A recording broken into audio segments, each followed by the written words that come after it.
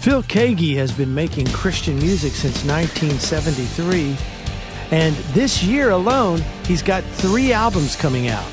All those years, he's been so prolific and creative. Well, today he's my guest on the Rick Altizer Show. We talk about his music, his career, how he got his start, and the beginnings of the Jesus movement. That's Phil Keaggy on the Rick Altizer Show, coming right up.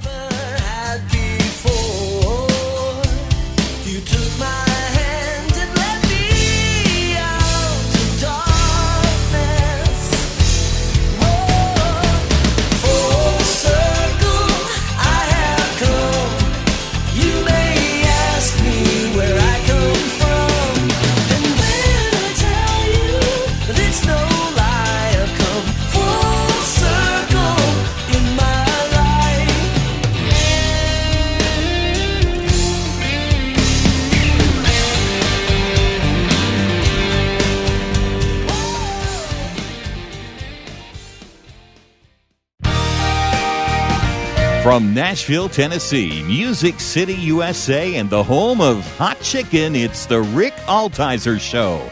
Sit back, buckle up. Rick will talk with the movers, shakers, and creators who put Christ in Christian entertainment. He's a man who's clear so the world can hear. Here's Rick Altizer. Hey, thanks for joining me today. All right, I'm really excited because I'm kind of a fan. I'm a little bit of a fanboy with a guy who got in here. I'm actually in his studio, which is so cool. But he's been known to play guitar just a little bit, and just a great guy. My guest today, Phil Keaggy. Phil, welcome to the show. Well, thank you, Rick. It's good to be with you. I just got to say, I'm a little, it's a little surreal for me because my high school was What a Day and Love Broke Through, those albums. Okay. And I had my other I had like, I would say my 5 or 6. It was Larry Norman, Only Visiting This Planet, of course, In Another Land, and then Stonehill, Welcome to Paradise. Oh yeah. And then What a Day. Those were kind of like my 4 pillars. They got me through my freshman, sophomore year of high school. That was what year was that? I can't even remember that far back. Late 70s, perhaps? Yeah. Yes. Okay. Yes. I remember those days well. Late 70s. Sure. And so just love the stuff. And so it's neat being here, sitting here across from you in your own studio. Yeah, it's my little room down here, and it's where I made some music over the years. And I like it. It's comfortable. You are one of the few people, Christian, non-Christian, who started in the mid-'70s, early '70s, making music, and you're still making music like on a regular basis. You go to the iTunes store and you look up Phil Keaggy, and your thumb gets sore just scrolling all the albums, and only half your albums are actually on there. What a Day's not on there, and I know Wind in the Wheat's not on there. I think iTunes, but I think you can find it elsewhere. Yeah, sure. So, but it was I was just scrolling, like I said, my thumb. So you're so prolific. You've been so... Yeah. I'm kind of like... Well, last year, I did 3 albums. One with Tony Levin, Jerry Marotta, and another one with Rex Schnelly, known as Rex Paul. And then another one with Jeff Johnson. So 3 albums this spring are coming out at the same time. But, it's not like the old days. It's like, it's like Hallmark putting out different kind of cards. You know what I'm saying? Who's that artist? Oh, it's Hallmark. Wow, boy, sure puts out a lot of albums. I think, I love being creative in the studio when I'm not doing concerts and traveling. I like being down here. I do sessions for people. I play guitar parts and bass parts and help others. But I'm not writing as many songs as I used to. I vocal songs. So the last project that I did vocally is called Illumination with Rex Schnelly, Rex Paul. I'll refer to him as Rex Paul from here on out. So great guy, great heart, full of talent, plays multiple instruments well, So we got together. I know we'll go back to the past, but just to clarify what's happening here. we're putting out this album independently. It's called Illumination, and we co-wrote half the songs, and then there's some old songs of mine from the old days, 70s and 80s, and we remade those. And it just really rocks. It's fun, you know. And I was in good voice while singing over this album, all the songs. Rex also sings too quite well. And we harmonized, did all kinds of parts. He was a great arranger for It's songs. amazing. Your voice has stayed through the years. Pretty good. Have you, were you ever an alcoholic or a drug addict? Not really. So that's probably so. why. I mean, I think that's probably why your career has lasted so long and you sounded so good. You continue to, is that you never did the Christian alcoholic thing. So that no, I mean, I enjoy a glass of wine. But you know what I'm talking about. Oh yeah, I do. The serious stuff. That so many musicians from the 70s, got into drugs. Unfortunately, there were Christian musicians who struggled and had these struggles, and and it does impair your ability to create. It impairs your ability to function. And you've been so functional musically, so creative. 3 albums this year. Yeah, I mean, we're 2019 now, and we're talking early 70s, and you're so prolific. And every style, every genre, you're not tied to one thing. No, none of your the records. I never found that perfect formula. So, I mean, I just like all kinds of styles. I'm not prolific at one particular style. I just play all kinds of styles, and I enjoy, music of all other cultures and the rootsy stuff from the blues and the gospel and the pop, the good stuff, and I just feel like God's been gracious to me to be able to still go out there and sing and play. But I owe a lot to him. I owe a lot to my wife, Bernadette, who's been by my side. In fact, she's my road manager. Pretty happy about that. She knows that she's out there to support me because, there's a side of me that would like to stop traveling and just work in the studio and do something else. But that's one of my, will happen eventually. So I'm just grateful to God. He's been so good to me, and I really think that what popularity I've had has been mainly because of my listening friends. There was a time when I was signed to record labels, and they had a great staff and the field workers and all that, sales reps and all that, and A&R people, fantastic people. And there's things about that system of working that I miss, I must say. But I also like being independent, too. The whole music industry has changed so much. I mean, it's just not the same. You can't make a living, really, selling records almost anymore. You kind of have to be on the road.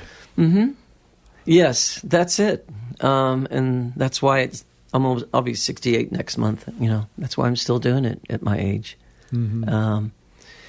So, still have a mortgage, and bills health insurance goes up, Yes, right. Oh, my, But what a blessing that you've been able from the early 70s till now to be able to earn a living doing music. Only a handful of people can do that. And then to be so productive still all these years into it is a blessing that you have your health. You've taken care of yourself. Like we said, you didn't go into addictions and things like that. So you've been healthy, productive. And I mean, it's, you did that album with Stonehill a few years ago. Yeah. I mean, you're just, it's we did it all down here. What's in your home studio? It's like, what's he doing this week? Every 4 or 5 months you want to check on what's new with Phil, because he's always got some new project, some new something. It is an amazing thing. You're listening to the Rick Altizer Show on Bot Radio, 89.1 FM, 1160 AM, Nashville. And now back to my interview with Phil Keaggy. Yeah, but if you look at the last 10 years, I've done a lot of projects. But every once in a while, a vocal project happens that is like, oh, this is really worth listening to. I'm really pretty proud of this. And I think the Illumination album is another one of those solid stones. And because I've had weak albums, and I've seen the reviews, in various places of albums, but I had to get it out of my system, right? And I can engineer and record. I can mix, and some of the better albums were obviously mixed by real professionals. JB was great. Rex is a great mixer. So a guy named Michael Causey mixed The Bucket List, which is on iTunes and Spotify. That's the album, the instrumental album I did with Tony Levin and Jerry Marotta. Just a fun album. Two amazing musicians. Oh, they're amazing. Of course, they played with Peter Gabriel, everybody. And, John Lennon, McCartney, Paul Simon. The list goes on and on and on. King Crimson, you name it. Michael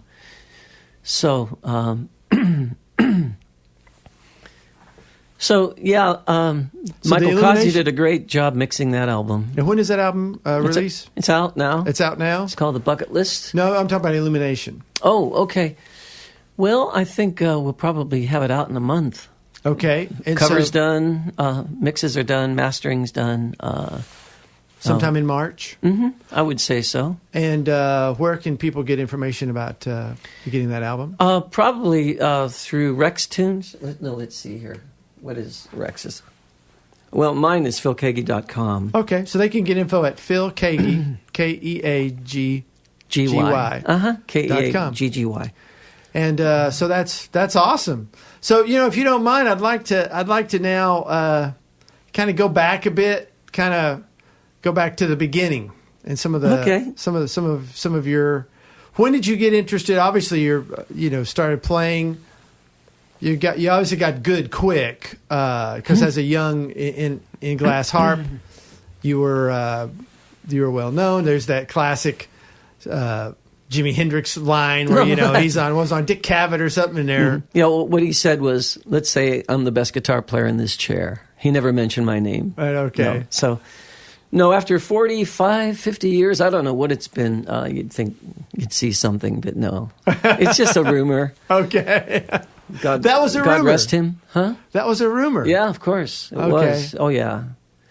But, I was in various bands in my teenage years. There's a picture of me with the Squires when I was in the 8th grade. Okay. And they were like seniors in high school at the time. Then I had another band called the New Hudson Exit. We did a 45. The Squires did a 45. And then I started Glass Harp with John Safara. And we did our first album in 1970 for Decca. There's one. I don't know. It's not. Well, they can't see. This is can't radio. See it anyway. He's pointing to things on his wall in the studio. I forgot that this is going to be listened to by others. But we did 3 studio albums for Decca, Glass Harp, and we did a live album in 1971 at Carnegie Hall. We opened up for the Kinks. It was quite a night. Oh wow! Yeah, it was good. So you did 3 albums in a year? No, over 2 years.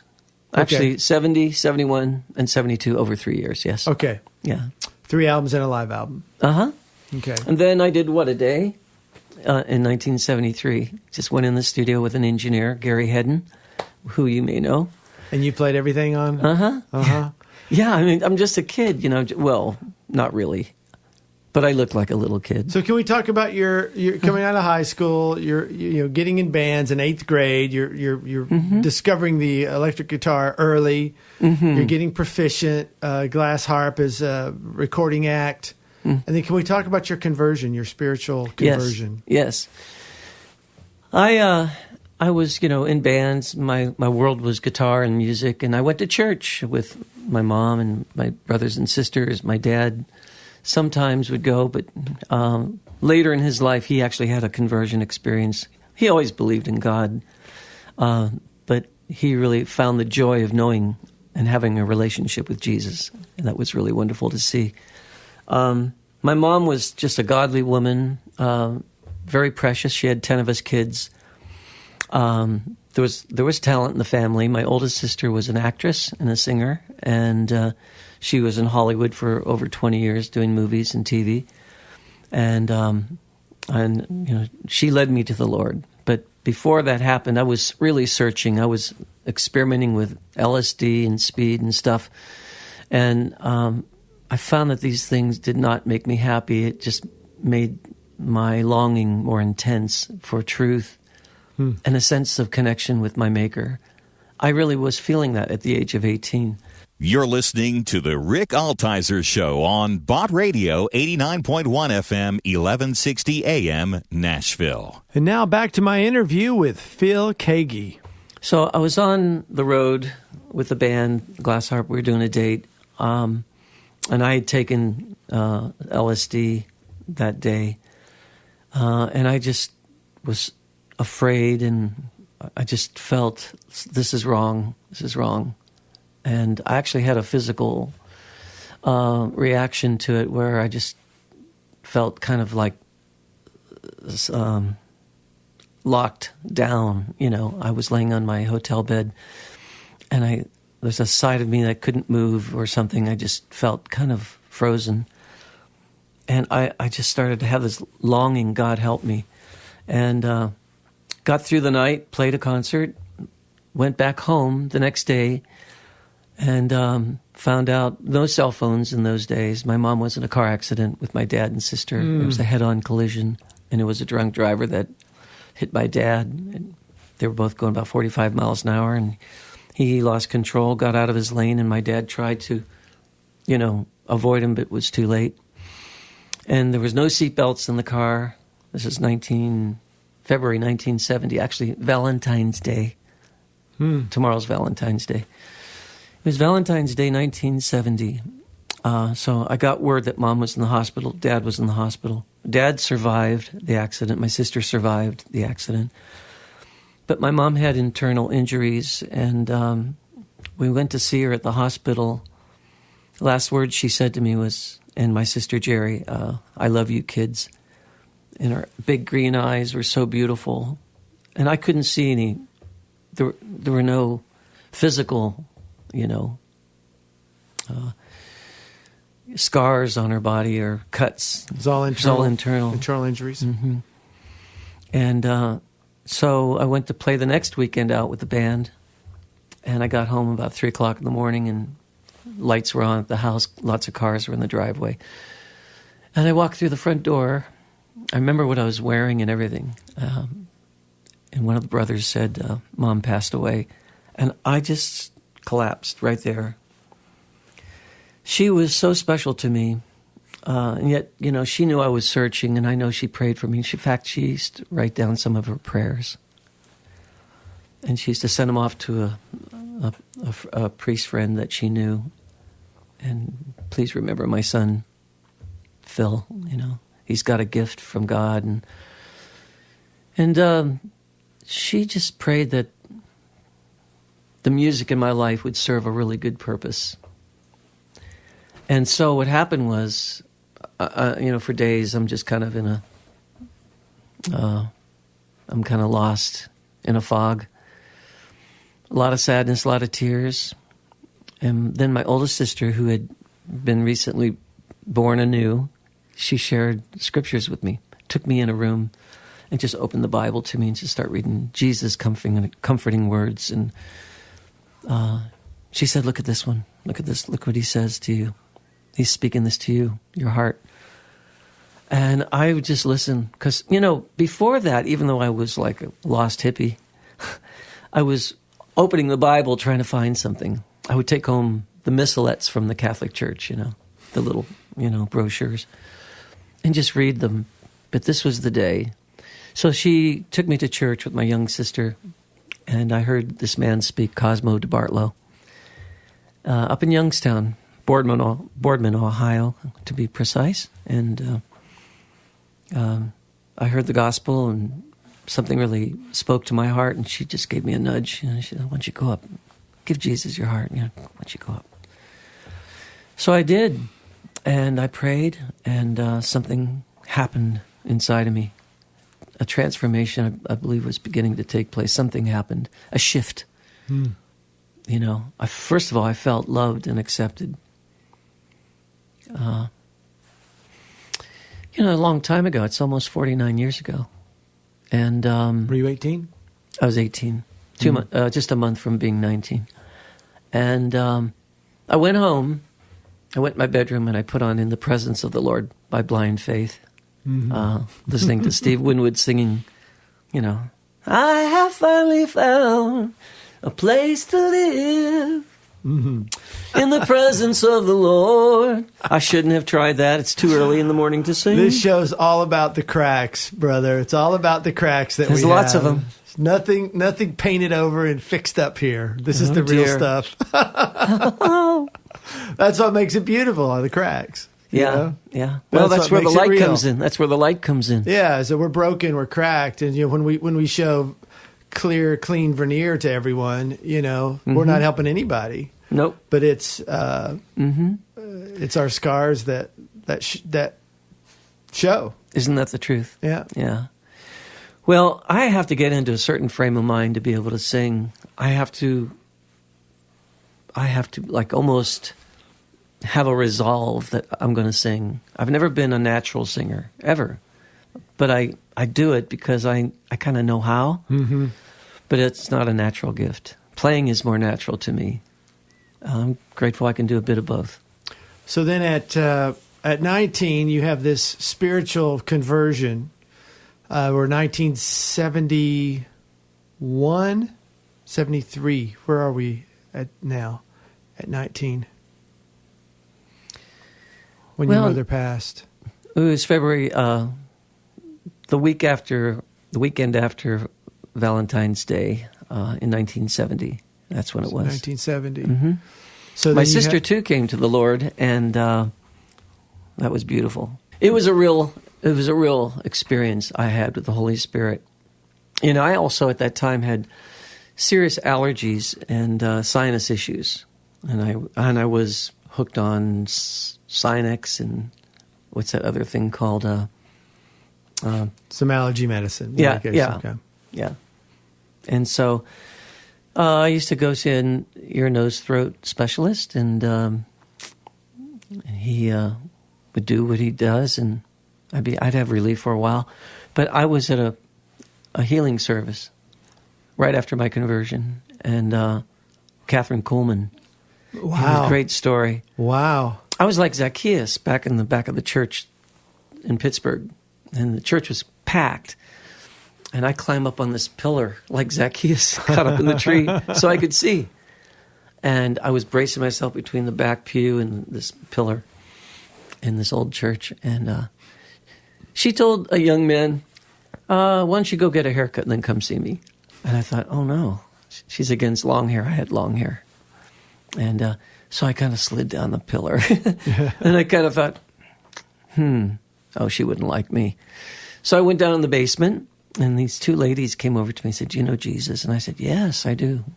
And they said, have you been filled with the Holy Spirit? I go, I don't know. And they just started praying for me. And that was the ultimate high I've ever known in my life. And if I could use that word, I was transported to another place, you know, in my being. I felt so embraced by God and loved. And they said, take him up to Catherine. And so I'm in this semicircle of people, and she's going around and she's praying and touching, you know. And she touched my forehead and said, oh, Jesus, bless him. And sorry, but I fell over. Something was real, you know, that was real to me. No one pushed me. It was like the power of God. And it was after that I felt healed, and I didn't have any of those allergy issues, you know. Wow. So you've come to the Lord. You're 18. You've had this amazing experience. You've had some experiences now with the Lord. You've had an encounter with the Holy Spirit that went beyond anything you could imagine before. And now He's actually doing physical healing in your body. So now there's this whole other confidence that happens to you from that. And so, in other words, I started wanting to write and sing about this experience I had. You know, I didn't know about the Jesus movement going on in California at the same time.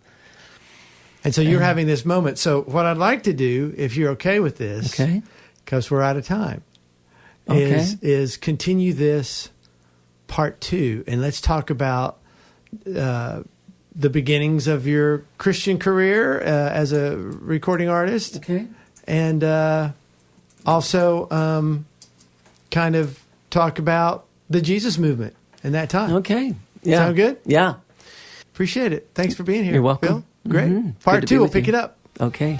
If there's a show you've missed, you can go to my website, rickaltizer.com, and catch up. Or you can listen to my podcast in iTunes or wherever you hear your podcasts. Just search for The Rick Altizer Show. Altizer is spelled Altizer. I want to thank you for listening. Hey, would you tell a friend about this show and share the love? Be sure to check us out again next week as we discuss how we communicate the gospel through media to our culture. Let's be clear so the world can hear. I'll talk to you next week. Thanks for listening.